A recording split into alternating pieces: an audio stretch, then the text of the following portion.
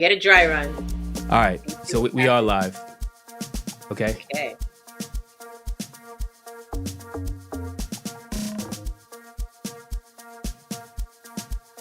Is it through a new link?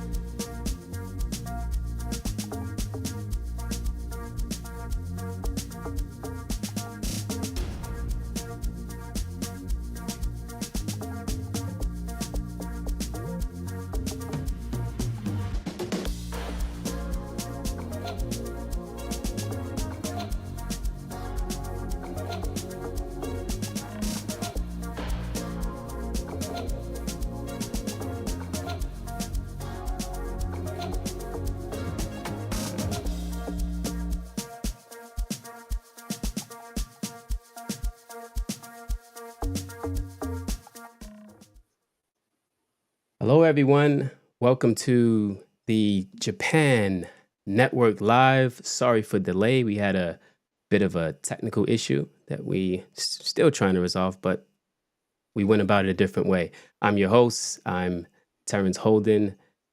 I've been doing podcasts for a long time. Some of you may know me from my previous podcast, Tokyo Speaks. But yeah, this is a new show. This is a YouTube focused show and live stream where we talk to entrepreneurs and working professionals in Japan. All right. All right. We got some people in the building. Sorry for the delay. All right. Thanks for tuning in. All right. So our guest today is Tia Haygood. What's going on, Tia? Hi. Doing all right. Really excited about your inaugural show. Congratulations. Thank you. Thank you.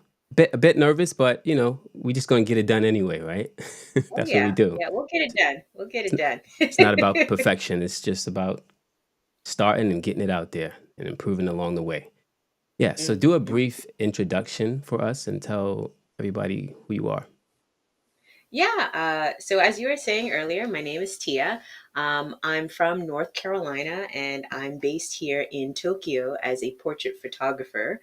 That's a really nice way of saying I photograph people who may or may not like being photographed, and it's up to me to find ways to collaborate with them and make their experience wonderful. Awesome. Awesome. And you're from Charlotte, right? Charlotte, yeah, yeah. Yeah. Yeah. Did you know that's like my second home, Charlotte? No, wait a minute, because I remember there was a point where you went to Charlotte, Yes. and yeah, I didn't realize it was your second home.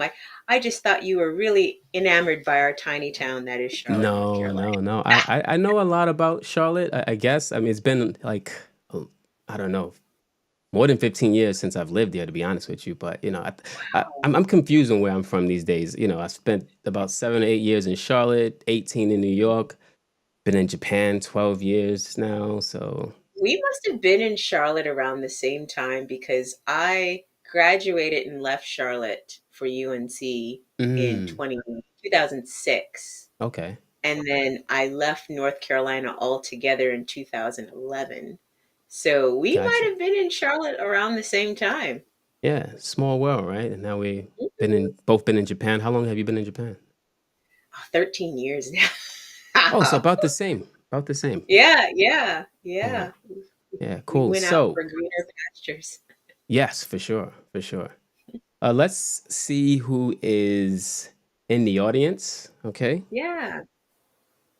All right. So we have, who do we have here? What's going on? What's going on, Hey, Francella? Francella. How's it going? She's always showing up to my lives. Thank you so much. I've done some lives to Facebook and stuff too, but it's the first one on YouTube. Oh, Uh, nice. Welcome. yeah. Welcome. Where are you tuning in from? Well, I know Francella. She's in Tokyo, right? I think she's in Tokyo. Mm. Mm, mm, mm, How mm. about? You should come up with like I've seen this done before where you have Mm, communities of people and audiences come together like in person. mm, And you have some people people fly over from like different parts of Japan, different parts of the world to come Yes. see their favorite content creators. Yeah. I guess Francella's the only one here so far. Hopefully, we get some more people jumping in the comment section and letting us know where they're from. All right. So Hmm. we can just move on with the show. All right. All right. So, we're here to talk. Trickle in, guys. Yeah. Oh, she said Yokohama. Okay. Yeah, that's the next city over. So real close to me. I'm in Fujisawa. And Tia, where are you? I'm actually in Kawaguchi, Saitama, not Kawaguchi Ah, Ko, okay. Kawaguchi, Saitama. So that's north of Tokyo, Okay. not far from where I typically work, usually under 50 minutes, around 50 minutes to an hour and a half, give or take. Okay. Yeah. The link is different. Uh, I'm not sure what you mean, Francella. You said the link is different? What link? Oh, oh The yeah, when you did the new video, Yeah, so, maybe it so made we, we had a it. we had a technical issue where the live was scheduled to go to YouTube at 8 p.m., but it didn't. So I got to figure that out. So I had to manually start a new show. So that might have messed people up a little bit, I think. Um, but yeah, this is the first one, right? So moving on, the main topic what we're here to talk about today is um, Tia and her photography business and how she empowers her clients to be who they are. All right. Now, as I was doing like a little research on you, I came across a few blogs and you talked about a time where you you weren't so confident, right? And I actually pulled the quote Mm, up here. So you said there was a time when I, the photographer, didn't like being in front of the camera. I cringed at the thought of the lens focusing on me. mm, Talk about that. mm, mm. Talk about that time. Yeah, I mean, I was a person who I loved photography. I loved just capturing the moments that were around me and the places that I traveled since I was a teenager. But the idea of, people wanting to photograph me was just like, oh, okay, maybe um, redirect the attention elsewhere. And that was a Hmm. lot of just like personal feelings of self value and really not seeing myself as worthy of being photographed because of external factors that are societal influences, that are familial influences, that are Hmm. people say things and then maybe it's internalized depending on who hears it and how. And the reason why I made that blog Hmm. is because while I started hearing similar uh, kind of experiences and similar feelings from my clients, here they are coming to my studio wanting to be photographed. Not necessarily, well, wanting is not really the right word. They Hmm. need a photograph. This is out of necessity. And there is a bit of a mental block uh, that you come across because maybe some people are insecure about something specific, or maybe there's someone that's insecure about something that's much uh, bigger, or encompasses everything about them. Hmm. And, you know, it's a bit above and beyond as a photographer, but I like to talk to my clients and just kind of learn, like, okay, well, why do you feel that way? Was there an experience that led you to think this way? And I love those conversations because, from my perspective, it's pretty darn normal. Mm. Or people are the problem is not necessarily unique to people who believe their situation is unique. Gotcha. There are a lot of people who are really apprehensive about being photographed. Um, Not to belay the point, but another caveat is that they don't particularly know how to to be photographed or how to photograph. And I think that is a disservice because we see it in pictures when we're in Japan. We make fun of the go-to peace sign and the certain in Korea you get the love Yes. uh, signs, but it's things that we see around us, and then we just kind of take on those social cues. But Okay. some of those social cues don't work because of body types or personalities and things like that, and people just need to find how, based on their body types, based on their experiences, can they photograph well and maybe even overcome some mental blocks Yes. of their inner self. Yeah, and I can speak to this too, just being in front of the camera. Mm. So, when I had my podcast, my other podcast back in the day, Mm, yeah, I yeah, I remember that. yeah, I chose to do it audio only, partially because of, like, my fear and, like, my lack of confidence when I have, like, the spotlight or something is on me, the lights and the cameras are on me, right? So, I can definitely relate, whether it's, photography or video, just being in front of a Mm. camera, and that's why you're getting this show, like, today rather than, like, a year ago, so, You're uh, tackling that fear head on. tackling that fear, Um, right? Just, but I yeah. have to disagree because you rocked that fedora photo so well. Yeah, that photo, where was that photo? That was in Shibuya, obviously, I forgot who took that Mm, for me, but yeah.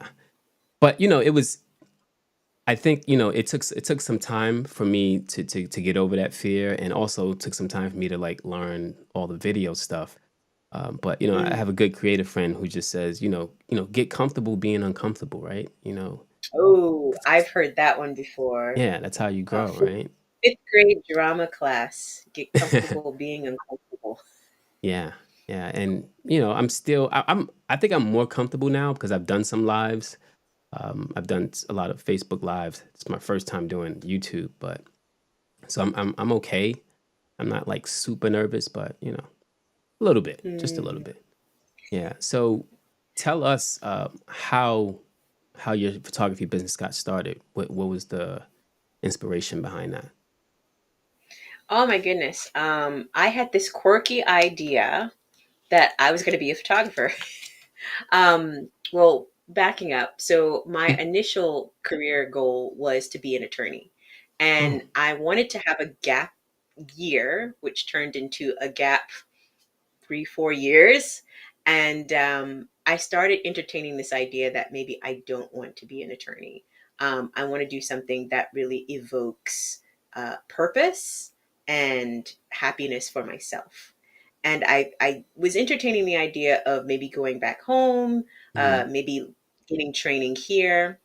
I did a mentorship here with a war uh, photojournalist photographer who was an amazing guy, very strict, Mm. but that's how I got started.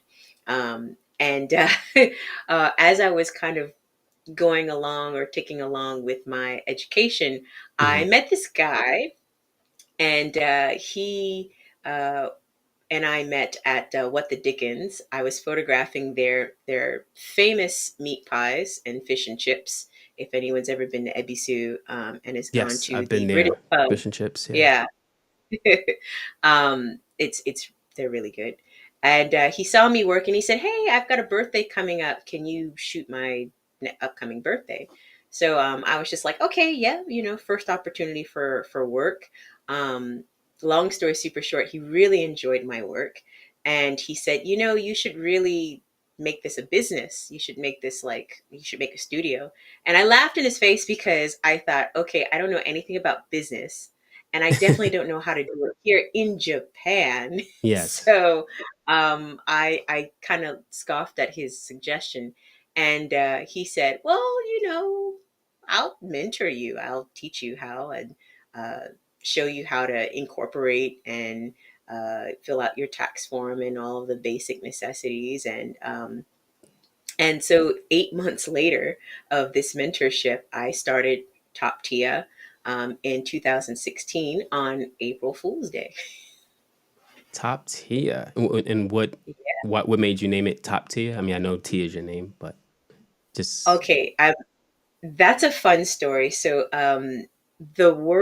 wordplay in Japanese means dejare, and okay. dejare just means kind of like, just you take a word and you kind of make it into another word or into a different context. So my very first client, Helen Iwata of Sasuga Communications, she's an amazing coach. She was also an interpreter.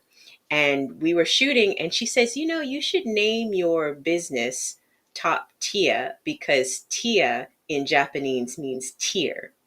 And I just thought that was the smartest thing I'd ever heard.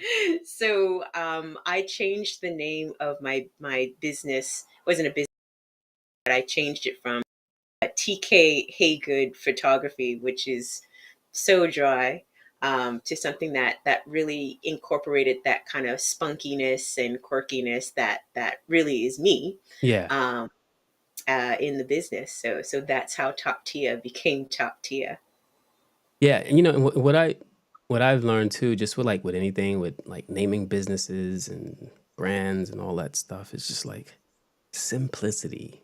eh, Mm, You mm, know, mm, top mm. tiers, easy. You want people to like easily remember it. Like my first podcast, I won't even talk about the title. It was just super long, and it's like nobody could ever get it right. And so that's why Oh, I had like rebranded it to Tokyo Speaks, which is simple. You know, Tokyo Speaks, everybody gets it, easy to remember. So I like that top tier. It's catchy. Right? mm. Yeah. Yeah, very catchy and very quirky. Which people who know me, they know that um, I'm a quirky person, but the reason is pretty strategic. I mean, I want to be authentically myself, and I would Mm, be doing my clients a disservice if I were not authentic when they're asking for authenticity in their own photos. So the quirkiness is really to show what I teach, mm, but also to really keep people in a safe space that, I'm not going to judge, I'm not going to besmirch, I'm not going to bully you into this pose or that pose, or, say things that will make you feel even more self-conscious about, the things that we talked about. Um, so it's my quirkiness has helped me go far. mm. Great, great. And so when you like, what is? Tell me what's a like. What is the typical process of like when you get someone reaching out to you and they want to get some photos taken? Like walk me Yeah, through that. yeah, sure. So it depends on the genre Mm, of what the person is looking for. So, for example, if someone is coming to upgrade their or update their LinkedIn profile photos, they would reach out to me and they would say, "Hey, I'm looking to update my LinkedIn photos because I'm in transition of jobs or my headshot's 10 years old." mm, Whatever the reason, they're here because one, they've probably seen my posts on LinkedIn, or someone has a photo, or someone has taken a photo with me and they've recommended me to this person. That's usually how people come to me, or through word of mouth, or just exposure, branding awareness. mm, And then we get together and we have a consultation, and we'll talk about like why they want to have this photo. mhm, I want to get to know that person, like what really brings you joy, what really makes you light up, what um, is something that makes you want to get out of bed, mm, because oftentimes people are really focused on duty and obligations, that we sometimes forget that there is a purpose and there was a purpose. So a lot of these consultations are kind of eye openers for the client or the potential client. And so then we really start getting into the meat and potatoes of, how do you want to dress for this shoot? Do you want to do mhm, anything special after we do the main part of the shoot? I love photographing women because I'll often say, yes, bring your suit, bring your blazer, but if you've got a dress that's like super nice that you mhm, haven't worn in a while, please bring it so we can photograph you in it, because that really does add to the ask of authenticity, and then also just that sense of joy and mhm. self value, because that's really what I want to do. Is I really want to build that self value and purpose in each person I photograph. You know, I'm curious because I mean, you know, we have you get. people with all kind of personalities, right? So has it ever been like stressful for someone to like pick out all of these things and like figure out what they want to wear and how they want to Mm. look? So how do you Yeah, deal with a client like that? great questions. Mm, Keep it simple. Well, in the consultation, we do talk about what to wear. And I just have a basic formula of, if you have a lot of options, or if you're hmm. looking for an excuse to go shopping, keep it to this type of outfits. Try to avoid things that are really loud and crazy if your intention is not to be loud and crazy. um, I have had some fun loud and crazy outfits though, Okay. but there's no pressure to. I've had some clients, they ask me, hey, do you know a stylist that you can recommend to me so Hmm. that they can help me go shopping or organize my closet, and I know what to bring. It's an extra cost, but I think it's an investment for a lot of people who maybe they've never styled themselves before. They've never invested in someone helping them style themselves based on their likes and their body types and age and things like that. Mm, So it's really about keeping things simple, and it's also really nice to, I like to make it exciting for them and not really uh, something that's daunting. So when they're preparing, they're not just preparing their clothing, they're also preparing kind of like a self care journey. mm, So I'm telling people, like, this is the time when we want to think about hair. Do you want to go to the hairstylist and do something with your hair? Do you want to get a facial and just really like clean your skin? If you don't want to do anything like that, I do recommend, and I tell people this, get hmm. you some rose oil and just keep your body nice and moist, nice and not dry in this winter. This winter is really brutal. I've literally got Yes. like, I've got my rose oil, I've got my shea butter, I've got my cocoa butter. I am trying to stay as hydrated looking as I can. Yeah. So of course for my clients, I want the same thing for them, especially for photographing in the winter. Mm. Any like memorable moments, um, like going through this process with a client? Like what's the first one that comes to mind? Whether Um, it's funny or weird or a little I mean, dramatic. Yeah. there've been, we've shared some tears Okay. You don't have to before mention in any consult. names, but if you can I'm kind of not going just to like mention names, but yeah. the reactions range from people who, the average reaction is Mm, that people respond to my questions because they never think about these questions, or they have never thought of these questions before. So like, what lights you up? Every day, every week. A mm, lot of people don't really think about that. They think about, I need a new photo because my old one's 10 years old. That's yeah. that's what they're thinking. And then I'm peeling back these layers like, well, you get a new photo, but I want this to be a great photo. I want this to be true, like Tanaka-san, photo. Like I want that client looks at this photo and they say, "Yeah, that's me," and that sense of pride is what I want people to receive when they're photographed. Not just, okay, I need a photograph. I'm just gonna like get through it and be done with it, and like that kind of attitude can be Gotcha. self defeating, um, and I want to really bolster the excitement for people who need a photograph. I want them to want the photograph. Gotcha. Mm. Gotcha. So, let's talk about a few of your projects, right? So, I know you had a project called, let's start off with 4040. Please let everybody know what was the 4040 or 40 over 40 project. I'm sorry. Yeah. Oh my gosh, I love this project. So 40 over 40. The purpose of me doing this project was just spending 4 years of listening to my clients who were amazing ladies, amazing people who they were in management, they were executives, they had these beautiful careers. And when we would talk about photographing them, they would just talk about like themselves and their bodies in like kind of being disrespectful to themselves, almost like they were beating me to the punch of pointing out flaws. And I really, really couldn't understand, like, the disconnect for me was that you had this amazing career, this amazing person, but that she doesn't see it, or there's something about her she doesn't really like. And it really baffled me. So, you look into it, you look more into it, and you kind of find, not to labor the point, but Hmm. you kind of look at how society, especially Japanese society, treats women in corporate spaces.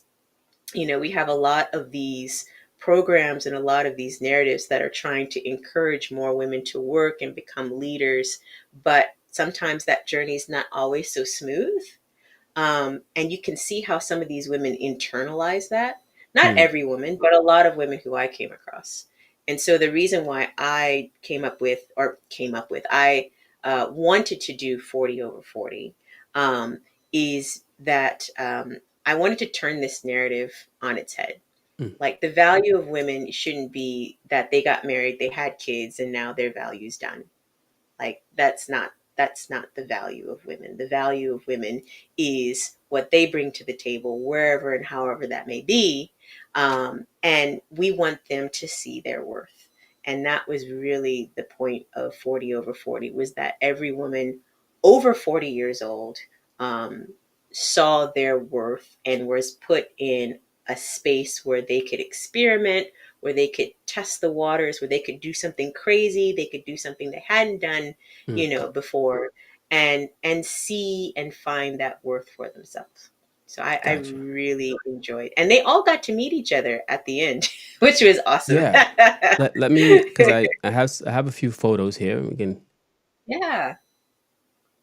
So yes, tell us anything you want to say about these photos in particular. I mean, I just love these ladies because they really just had this great sense of adventure, both of them.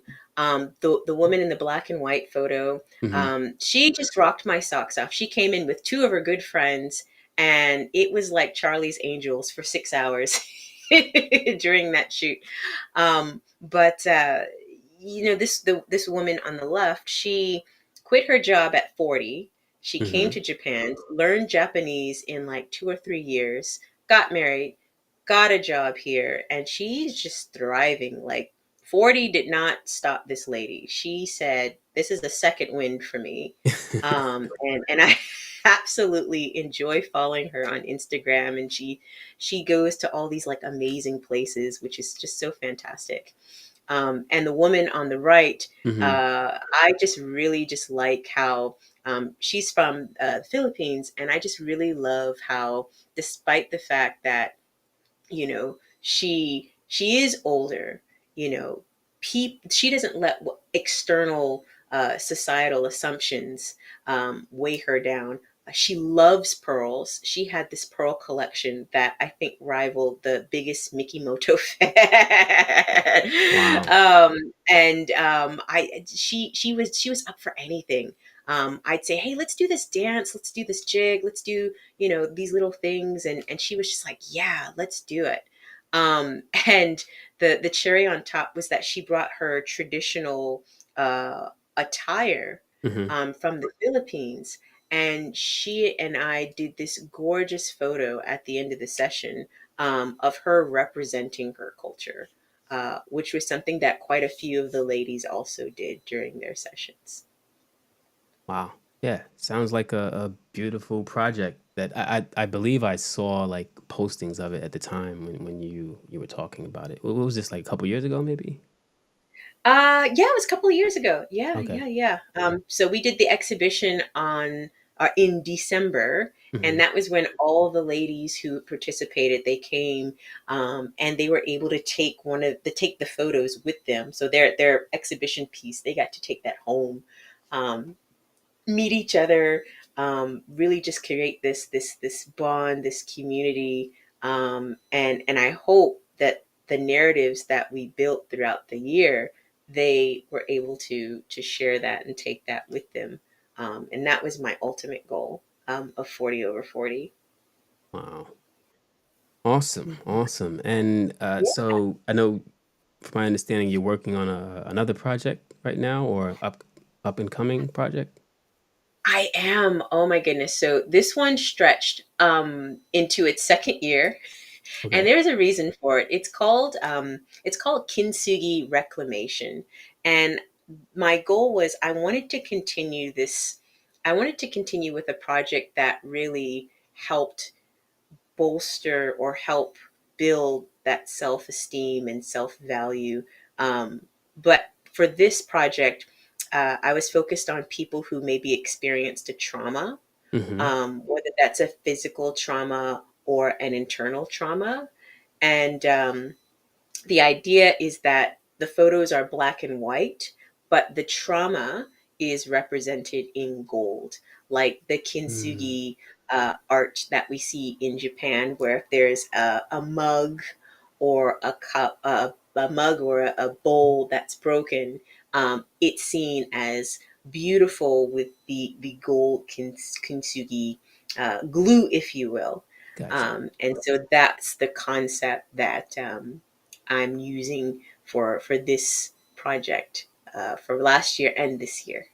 Okay. And what does kintsugi mean for folks who? Oh, so great question. So Mhm. kintsugi, the art of kintsugi is, well, you have the kin, which is gold, and Mm-hmm. then for just the act of putting together. Actually, this is really funny. I've got a kintsugi set because I've broken a bowl. Okay. This is Sh- like my favorite bowl. a little show and tell. Little show and tell because it's here. But it's my favorite bowl, and literally, you fuse them together, and the kintsugi gold represents the kind of crack. So I can't wait to actually finish it. Actually, no, Mm. get started on it. So the idea is that this purple and white bowl will have this beautiful gold line, to fuse them back together. But that is essentially the art of kintsugi. I'm gonna try and do it myself. I don't know how clean or how great I'm gonna do it, but I figure I'd put my money where my mouth is and actually do a kintsugi piece for myself. Interesting. Mhm. Interesting. Okay. Yeah, yeah. Cool. Cool. Let's see. Who do we have on the live? Uh, anybody else? Anybody else join us tonight? Hmm. I saw a few people pop We in. did. Yeah, I think the link messed people up. We had a bit of a technical issue, but yeah, it is what it is. It's the first live. Yeah, that's okay. We will just Yeah, live on we will. eternally on YouTube. Exactly. And the replay is always available for these live streams, right? So um, Yeah, yeah. yeah, people can watch it at a later time. Hmm. All right. So last thing I wanted to ask you was, all right, Angelina, thank you for coming, for tuning in. Where are you tuning in from, Angelina?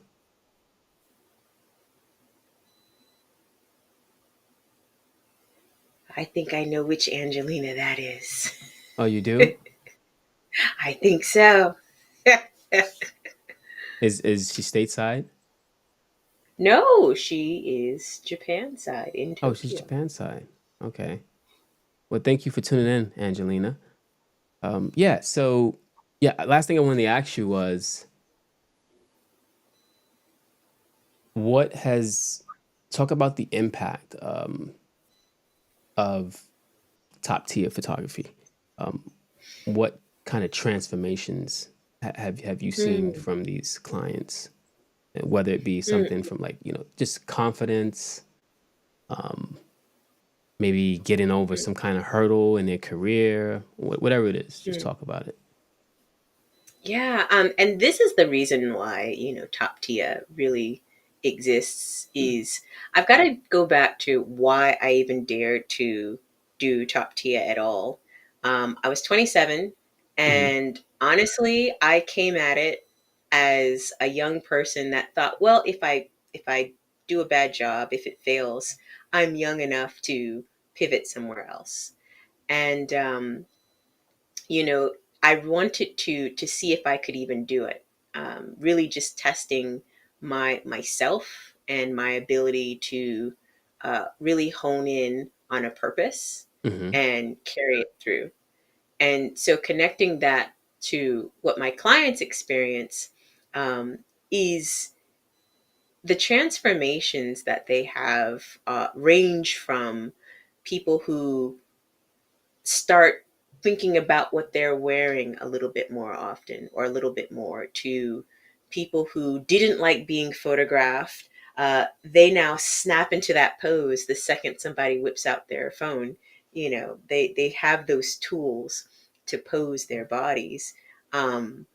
People who maybe they thought that their body type wasn't the acceptable body type to be photographed in, they're now like, nope, Tia's taught me, I'm going to do this and this, and I'm going to lean forward and I'm going to sell that photo. um, that makes me excited, that makes me super happy. Gotcha. But then you have people who, especially moms, and this I'm really sympathetic to moms because moms are always in mom mode. And if we're ever photographing families, mom puts herself last. And I'm always coaxing mom, like, no, no, mom, we're gonna get the kids, but you are also a part of this family. Don't hide in the back. Come over here, Yeah. and really just build that sense of what can you say? That removing that knee jerk reaction to put yourself last. Like, Gotcha. you're not bulldozing to put yourself first, but you're respecting yourself enough to acknowledge yourself. Mm. Mom doesn't mean invisible. Mom means, you know, I've I have children and a family, and you know this is my nest. You are the head of your nest. So really just seeing and helping women find ways to better acknowledge themselves and their presence is also, I think, a another way people, or byproduct of our time together. Gotcha. Gotcha. Mm, Great. Great. Great. yeah, All good stuff. And I've learned a lot about just your mission and your purpose for what you do. Uh, yeah. yeah. And I know I talk a lot about women. This isn't to say that I don't photograph men. I was kind of You thinking, I was photograph. like, should I ask the question? I I do What about the photograph dudes? men. The dudes are not left out. The dudes just don't ask. They don't ask. Women are more like upfront about their investing in, an Their image or experience, the their experience? Or, image, their experience. Yeah. And I feel like really? with men, yeah, men tend to be more rational. They're like, I go to Studio Alice. Gotcha. Or I'm going to pay $20 for one of those AI headshots. Mm. Not saying all men do that, Yeah. but the the Any the any men in the audience trajectory. tonight who disagrees with Tia? But you know what? I would love to photograph more of. I would love to photograph more Japanese men. They Mm. are my least photographed demographic, and I understand the nuances to why. What is the But nuance? Educate me. What is the yeah, so nuance? I mean, like I was saying earlier, like there is a rationality to uh, buying a headshot session or buying a photo experience. There's some people, based on what they value, Mm. maybe doing a transformative, collaborative kind of a coach. I shouldn't say coach, a consultation type of experience, Hmm. isn't something that they might want to invest in. They might really just be happy with the idea of having a simple headshot that's not too unique, too out of the norm. It's at a safe, you know, standard, level of other people's images. I do Yeah. get, and I don't want to besmirch the Hmm. the the styles that people are used to, but a lot of times I get clients because they don't want they communicate it to me as the Japanese way, or the Hmm. passport photo style, Ah, um, okay. where you're Like kind of like, my just like Nuki. yeah, straight Y- on, Yeah. and you're not smiling. And if you Google like a company that has the roster of their teams, oftentimes you'll see that consistency. Uh-huh. But that's not to say that, if you Google a real estate company or a law firm that has global offices, they have consistency too, but there's a little bit of a difference to it than the consistency in the Japan, let's say for example, team headshot space. So it, creating a Bias narrative said that besmirch. encourages Japanese men to come over to the creative side. I'm It's still a work in progress. But I would love to photograph more Japanese men. That would be fantastic. What's going on, Mr. Baya McNeil? Bye. I'm glad you like my wordsmithing. That means a lot coming from a writer. Yeah. Hey, Baya, you heard her, man. She would love to take more photos of men, man. So yeah, book that session. Yes, please. Please. Yeah, and Baya has a new book out. Yeah, it's about time, man. You update those photos, man. That's right. It's coming up this weekend, I believe. Yes, Bio's event is coming up. I'll be there at Soulful House, right? Soulful House, the Yeah, book party. yeah, yeah. Mm-hmm. Mm-hmm. Okay, Yeah, we'll be there. okay, Because but it's by supporting each other, all the creatives supporting all the other creatives in Tokyo. yeah, by it went quiet. Oh, you in? Oh, he said he's in. He said he's in. He's in. All right, man. Book that session.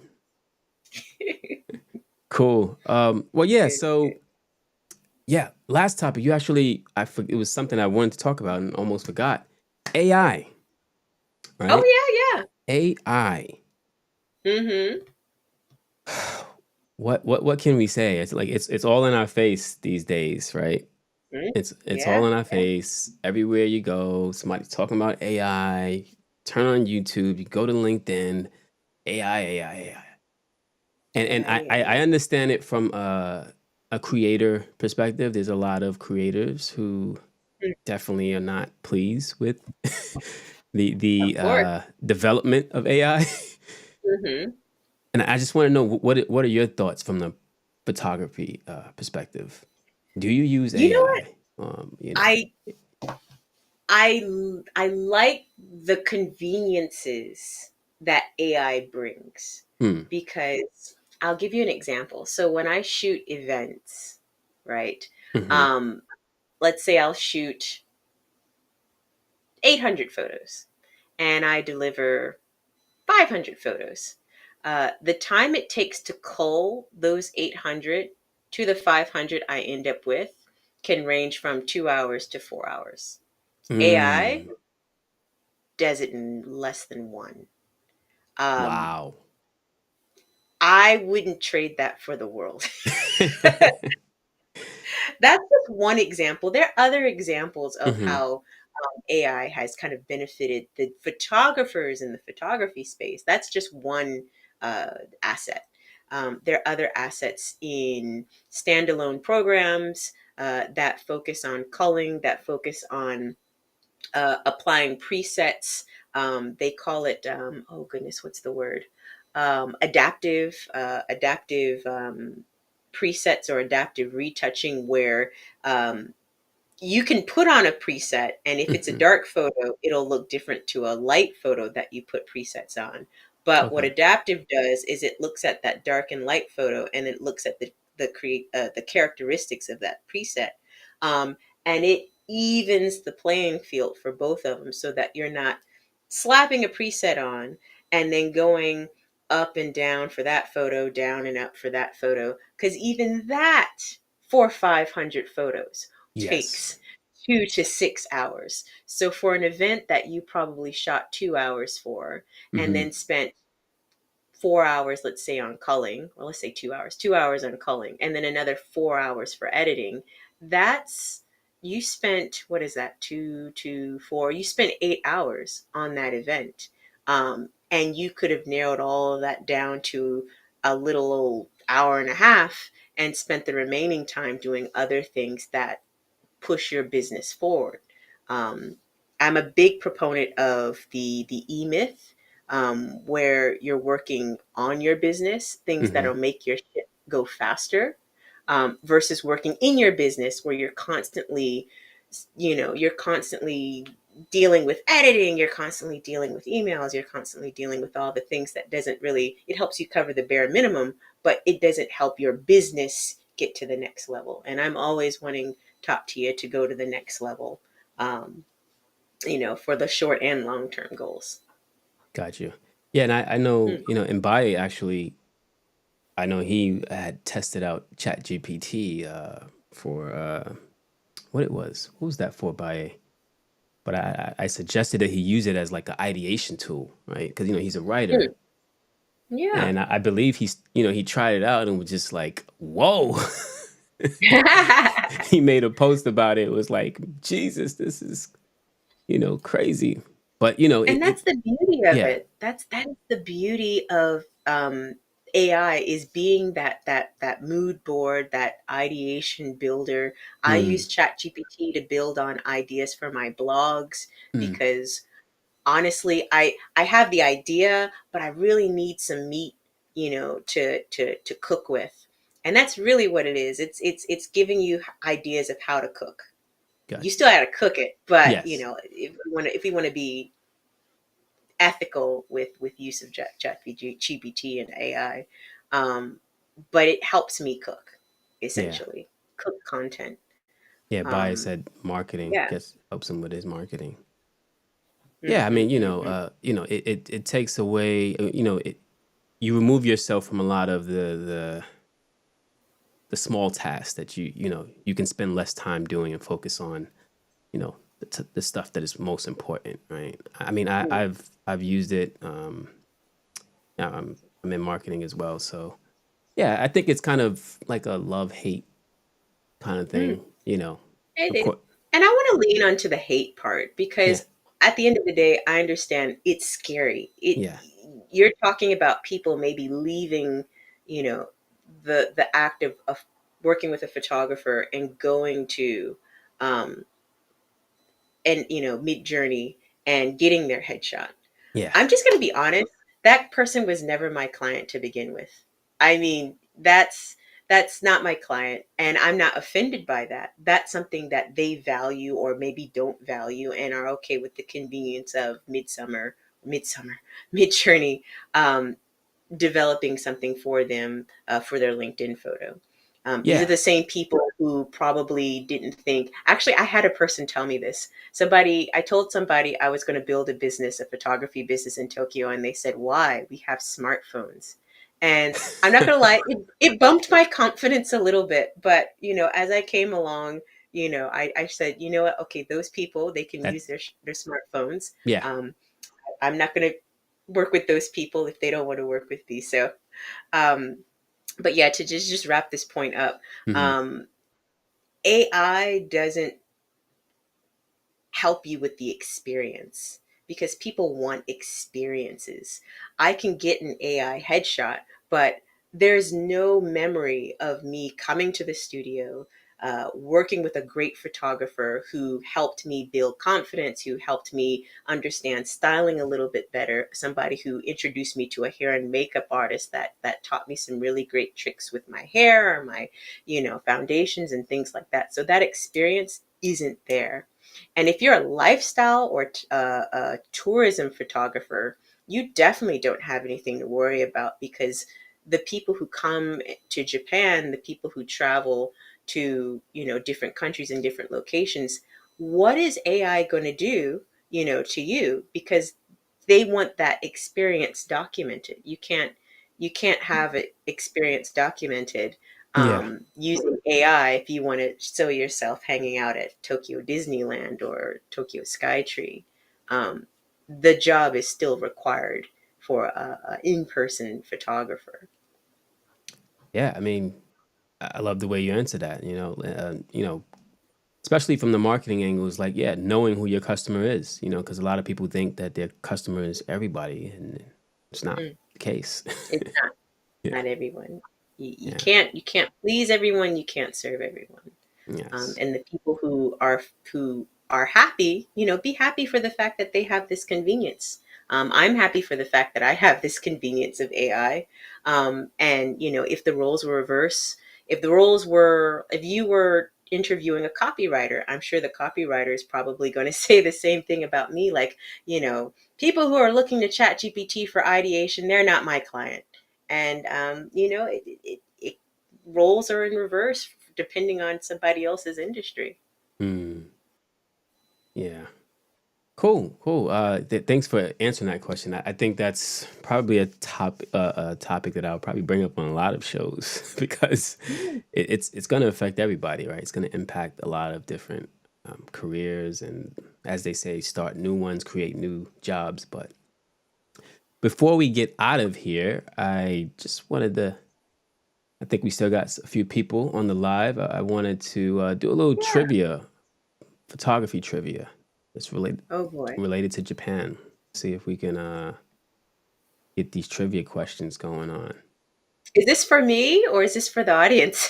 Um, depends on who answers. So let's just say I'll let them answer first, and then if no one Okay. All answers, right. I'll have you take a stab at it. Right? All right. Which Japanese company produced the first 35 millimeter camera in Japan in 1936?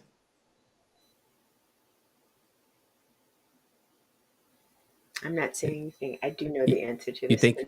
you do know the answer to I this do. one? Okay. I do know Let's see if anybody has any answers to this one.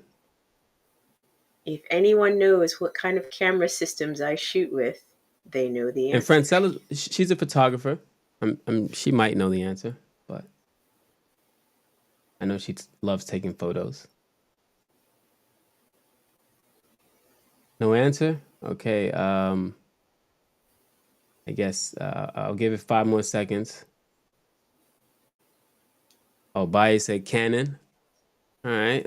Yeah. So let's see if Baye is right. Fujifilm. Okay. We have a Fujifilm and we have a Canon. Okay. I'm waiting for Francella to tell us what she thinks. All right. So here's the answer. All Canon. right. Byron's seen me shoot before, so maybe that was a big hint. Oh, really? Okay. Yeah. What type of Canon do you have?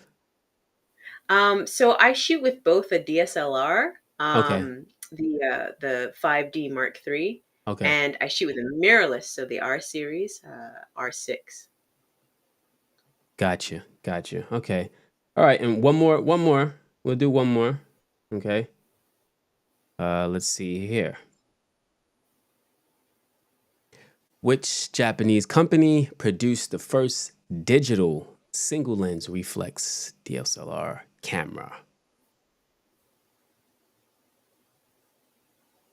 Take your pick. I mean, wow, Japanese they dominate the camera industry. Oh my gosh, that is so true.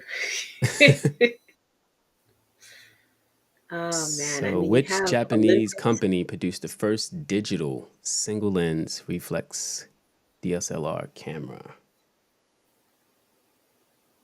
I'm thinking Anybody? of all the Anybody thinks it's non-Japanese. Canon again? I mean, Canon's always a good choice. Um, let's see. Do I know the answer to this question? I'm trying to think. I don't think I know. Oh, I think I do. I think I do. I just. All right. So if nobody knows, Tia, Mm-hmm. I'll give them 5 more seconds. Um, I'll give them 5 more seconds before we five let you more answer. seconds. Okay. Yeah. Oh, Bias said Canon again. I mean, you can't go wrong with Canon. Can't go wrong with Canon. Absolutely Sony, not. the AMU said Sony. Okay. All right. So here's the answer. Let's see. Nikon. Oh, Nikon. Nikon. Nikon, however you say it. I'm not gonna lie, I'd said Nikon until I came to Japan and worked for a photography studio, and everyone said Nikon, and then they said, "You also will shoot with a Nikon, Tia." Nikon. Okay, yeah. That does make sense in Japanese. Nikon. Nikon. And then how would you say Canon? How did Not you say? just Canon. Canon. Oh, that's not true. Canon. The spelling is Canon, but I Ah, just say Canon because it's gotcha. a little bit of Japanese. Kya, ki, ya, and that kya sound. So Yeah. yeah, a little bit of Japanese for Okay. you. All right, Tia, I want to thank you so much for being my first guest on the first live stream of Japan Network Live. Yeah, my pleasure. This is a lot of fun. It is. It is. You know, like once once the nerves go away and you just get going and talking and interacting with the audience, which is a big reason why I wanted to do a live show. All right. Well, one, I didn't want to deal with too much editing. So that's the beauty of a live stream is there's no There's a editing. pros and cons. There's no post production, right? What gets recorded is what you see, right? I might That's a cut up good some point. clips for like social media, but yeah, there's no editing. All right. And then but Very- two, I wanted to, because I watched several live stream shows and I just really love the energy of talking to someone and even multiple people and then, interacting with live audience, getting their opinions and hearing their thoughts. And sometimes there's like little sidebars going on in the YouTube chat, which is cool, right? So this means everybody's Yeah. enjoying the stream. Yeah, So, yeah. that's wonderful. That's great. No, I'd love to come back. This has For been such a sure. great I'm experience. I'm glad you brought that up because I'm gonna invite all my guests back, right? So if you come on once, it doesn't mean you can't come on again. I have a lot of ideas that I want to push out, and I'll share one right now. I want to do virtual panel discussions where Oh, we come up with a topic, have like two or three panelists, and then yeah, have people in the audience kind of ask all the questions that they want to ask. We'll have typically like any other panel discussion that you would attend in person. That's how I want to do, but a virtual one. Right. mm. So yeah, if Oh, we did nice. something on, for example, just photography, like a specific kind of like particular topic, we can have you as a panelist and maybe two other photographers, and yeah, Mhm.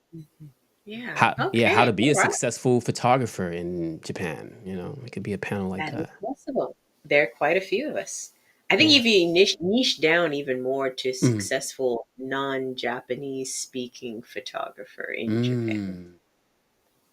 Mm. Okay. Yeah. We're gonna brainstorm that and have you on the panel. All Cool.